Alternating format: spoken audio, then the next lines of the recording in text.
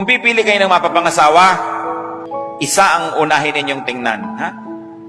Kung mabuti siyang anak. Yun.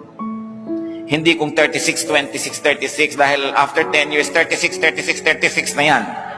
Baka 42, 42, 42 pa. Napakadaling mawala ng ganda. Kahit marunong, nabagok lang yan na amnesia, wala na rin niyang alam. No? Pero ang pinangakuan ng Diyos, yung mabuti sa magulang, yun ang pinangakuan niya ng pagpapala. Gusto niya na magiging matahimik na buhay, magiging magandang ama o ina ng inyong magiging anak, tingnan niyo muna kung mabuting anak. Kung pabalang-balang sumagot sa magulang niya, tapos pagkakaharap ka, akala mo bulaklak na hindi makalabit, naku, arte lang yan.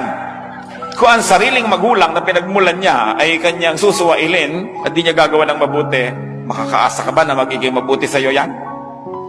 Titingnan ninyo kung mabuting anak. Yun ang una ninyong titingnan.